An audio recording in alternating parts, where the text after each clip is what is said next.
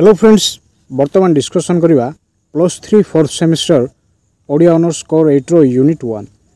आज आलोचनार विषयवस्तु होची यूनिट 1 रो समस्त 2 मार्क विशिष्ट संक्षिप्त प्रश्न उत्तर।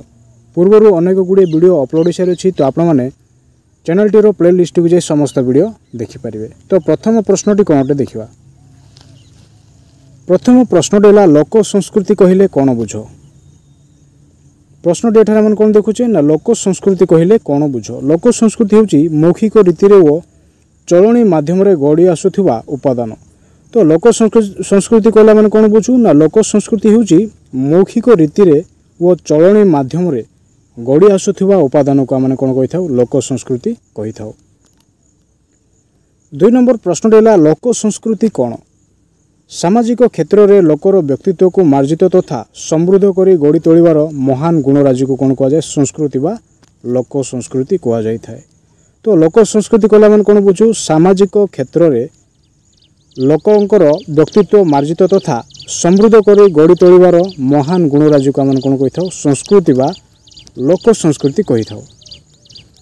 3 नंबर प्रश्न है इंग्राजी भाषा संस्कृतिर प्रतिशब्द कौन। इंग्राजी भाषा संस्कृतिर प्रतिशब्द होची कल्चर।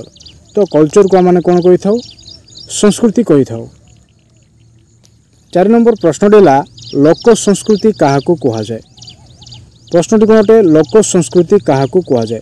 लोक मानक मध्य प्रचलित प्रथा परंपरा चालीचलन आचार विचार न्याय नीति और विश्वास बोध होची लोक संस्कृति। तो लोक संस्कृति कहला मैंने कौन बुझू लोक संस्कृति होची लोक मानक मध्य प्रचलित प्रथा परंपरा चालीचलन आचार विचार न्याय नीति और विश्वास बोध होची लोक संस्कृति। 5 नंबर प्रश्न है लोक संस्कृतिर 4टी मुख्य लक्षण व उद्देश्य कौन। लोक संस्कृतिर 4टी मुख्य लक्षण व उद्देश्य है आनंद प्रदानकारी, द्वितीयटी है सामाजिक क्रिया क्रमादिर यथार्थ प्रतिपादन, तृतीयटी है समाजर शिक्षार प्रसार और चतुर्थटी होची समाजरे सामाजिक स्थिरता प्रतिष्ठा। परवर्ती प्रश्न होची लोक संस्कृतिर आश्रयस्थली किए। लोक संस्कृतिर आश्रयस्थली होची लोक समाज ही लोक संस्कृतिर आश्रयस्थली। तो लोक समाज ही कौन अटे लोक संस्कृतिर आश्रयस्थल बा आश्रयस्थली अटे। 7 नंबर प्रश्न है कहा उपरे संस्कृति निर्भर करिथाए। प्रश्नटी कौन अटे कहा उपरे संस्कृति निर्भर करिथाए। धर्म दर्शन इतिहास परंपरा व भौगोलिक परिवेश उपर संस्कृति कौन करथाए निर्भर करिथाए। 8 नंबर प्रश्न होची लोक संस्कृति किपरि प्रकाश पाए। देश जातिर सामाजिक नीति नियम रे धर्म रे सभ्यतार विभिन्न अंग प्रत्यंग रे एवं मनुष्यर जीवन यापन प्रणाली रे लोक संस्कृति प्रकाश पाए।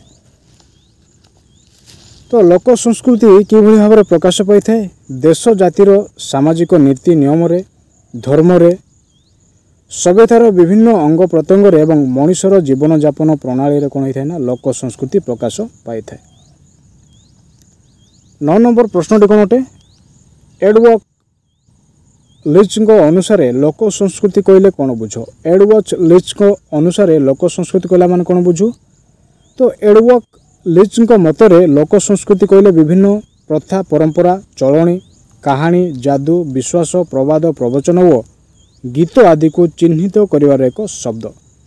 तो एडवर्ड लीच मतरे संस्कृति कहला माने कौन बुझू विभिन्न प्रकार प्रथा परंपरा चलणी कहानी जादू विश्वास प्रवाद प्रवचन व गीत आदि को चिन्हित करिवार एक शब्द को एडवर्ड लीच मत अनुसार संस्कृति कहुई थाए। 10 नंबर प्रश्न होची संस्कृति व लोक संस्कृति उभय कौन। संस्कृति व लोक संस्कृति उभय कौन अटे। संस्कृति और लोक संस्कृति उभय परस्पर परिपूरक। संस्कृति गर्भरु लोक संस्कृति जन्म एवं लोक संस्कृति भितर संस्कृतिर परिप्रसार। तो संस्कृति व लोक संस्कृति मध्य प्रभेद कौन अटे। संस्कृति व लोक संस्कृति उभय परस्पर कौन अटंती ना परिपूरक अटंती। संस्कृति गर्भरु लोक संस्कृति जन्म नहीं थाए एवं लोक संस्कृति भितर संस्कृतिर परिप्रसार घटी थाए। 11 नंबर प्रश्न है लोक संस्कृति केते प्रकार व कौन कौन।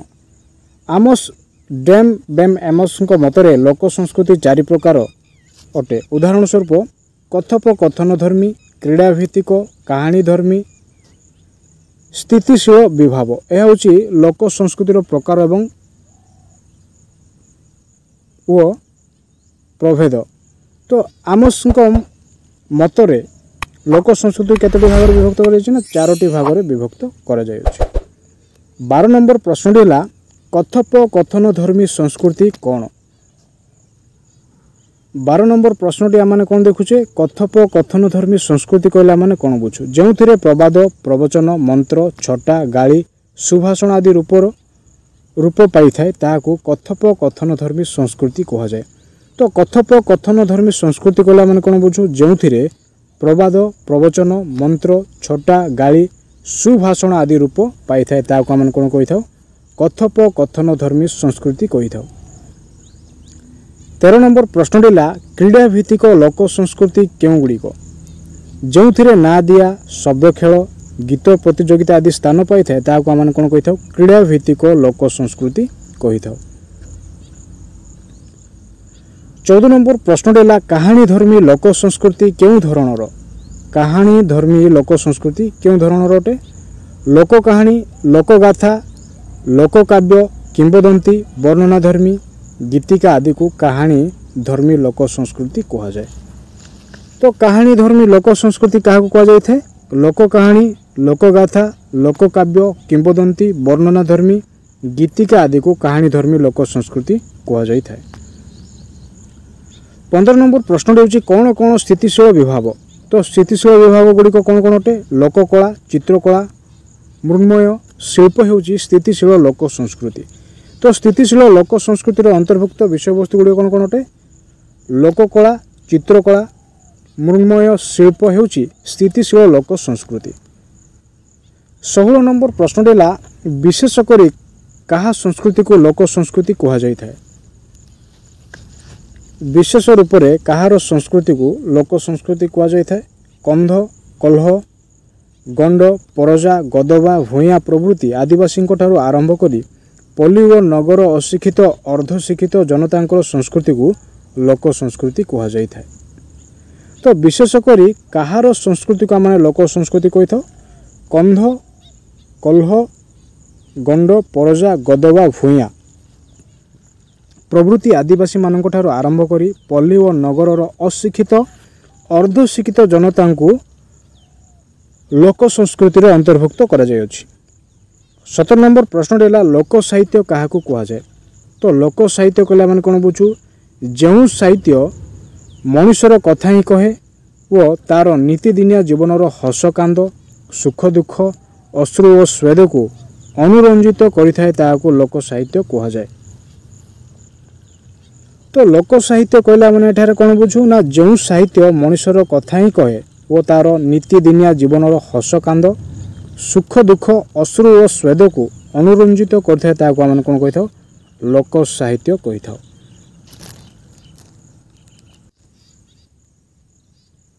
डॉक्टर कुंज बिहारी दास मतरे लोक साहित्य कौन।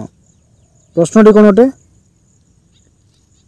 डॉक्टर कुंज बिहारी दास मतरे लोक साहित्य कौन अटे।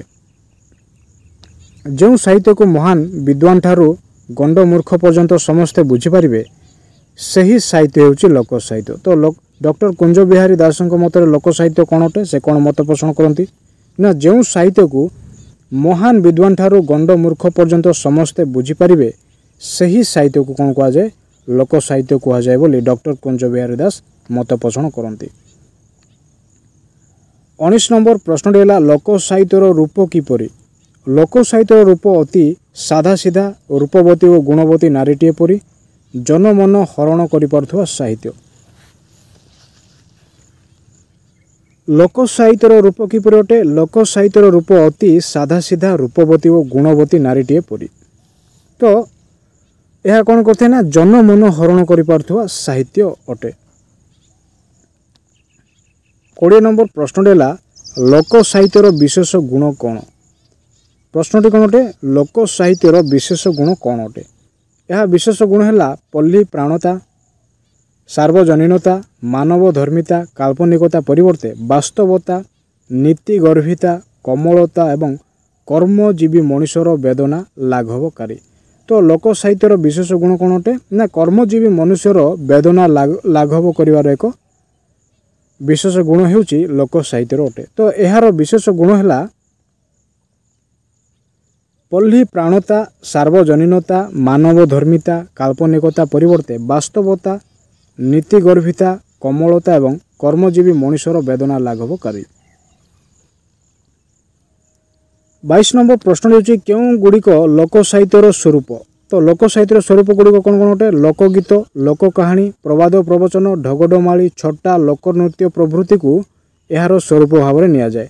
तो लोक साहित्यर स्वरूप गुड़िक कौन कौन अटे लोक साहित्यर स्वरूप गुड़िक होची लोकगीत, लोक कहानी, प्रवाद प्रवचन, ढगडमाली, छटा, लोकनृत्य इत्यादि। 22 नंबर प्रश्न है लोक साहित्य केते प्रकार। लोक साहित्यर प्रकार भेद गद्यात्मक, पद्यात्मक दुई प्रकार हेले मध्य केतेक समालोचक नाट्यात्मक को ग्रहण करथांती। तो लोक साहित्य मुख्यतः दुईटी भाग में विभक्त कर गद्यात्मक एवं पद्यात्मक। परवर्ती समय रे केतेक समालोचक नाट्यात्मक को सेमाने ग्रहण करनेइचंती।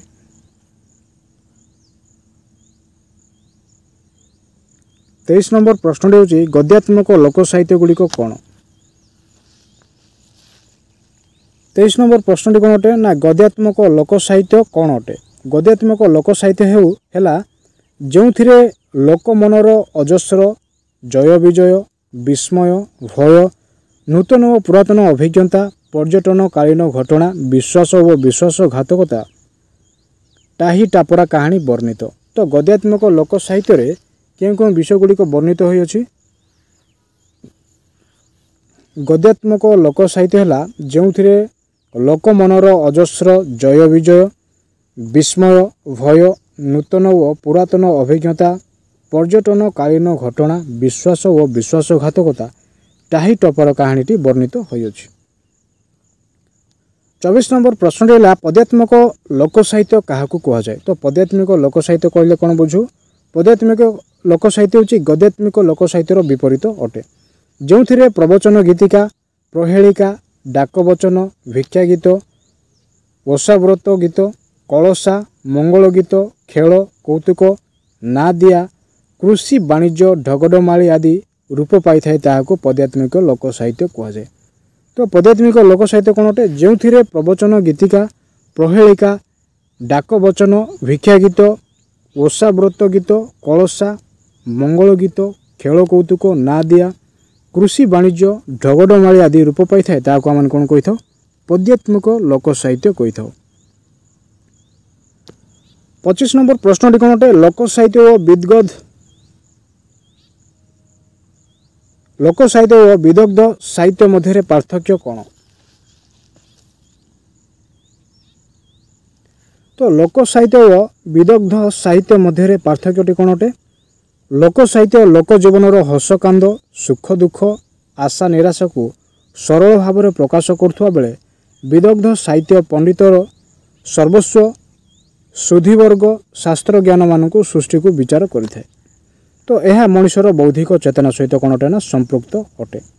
तो लोक साहित्य कौन अटे लोक साहित्य होची लोक जीवनर हसकांद, सुख दुख, आशा निराशा को सरल भाव में परिप्रकाश करिथाए। से भाव में विदग्ध साहित्य कहले आम कौन बुझू पंडित सर्वस्व सुधीवर्ग शास्त्रज्ञ मानक सृष्टि को विचार कर कौन होता है ना मनुष्यर बौद्धिक चेतना सहित संपृक्त थाइबा संपर्क रही थाए।